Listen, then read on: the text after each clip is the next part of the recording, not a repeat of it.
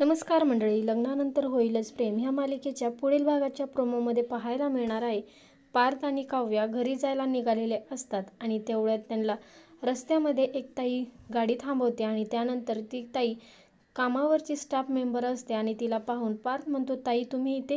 पार्थ पटकन गाडीतून बाहेर येतो आणि म्हणतो, तुम्ही इथे काय करताय? त्यानंतर त्या ताई म्हणतात, ही माझी भावाची बायको आहे आणि हिला लेबर पेन सुरू झालेले आहेत आणि एवढ्यात हा रिक्षासुद्धा इथे बंद पडलेला आहे. आजूबाजूला गाड्या नाही आहेत आणि आमची मदत करा, अशी विनवणी ती ताई पार्थला करते. तर पार्थ त्यांची विनवणी ऐकतो आणि मागचा पुढचा विचार न करता मदतीला तयार होतो. तर इकडे देशमुखांच्या घरामध्ये पाहायला मिळेल, जीवा आणि नंदिनीमध्ये डिस्कशन चालू झालेलं आहे आणि जीवा नंदिनीला थांबवत असतो आणि तो तिला म्हणतो, तू जिथे कुठे जातेस तिथे मला सांगून जा आणि एकटीने घराबाहेर पडणे हे अजिबात सेफ नाही. यावरती नंदिनी जीवाला म्हणते, जीवा मी सगळं काही मॅनेज करल, तुम्ही माझी काळजी करू नका.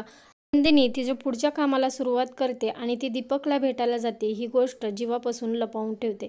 तर इथे आपल्याला पाहायला मिळेल, नंदिनी दीपकला भेटण्यासाठी आलेली आहे आणि ती त्याला भेटायला आल्यानंतर दीपकला ती सांगते, माझी जर तू मदत केलीस तर तुला मी ह्याच्या बदल्यात जेलमधून बाहेर काढेल. मला वसुंधरा हत्याचं सत्य सगळ्यांसमोर आणायचं आहे. नंदिनी आणि दीपकमध्ये डील होते आणि दीपकसुद्धा नंदिनीची मदत करायला तयार झालेला आहे.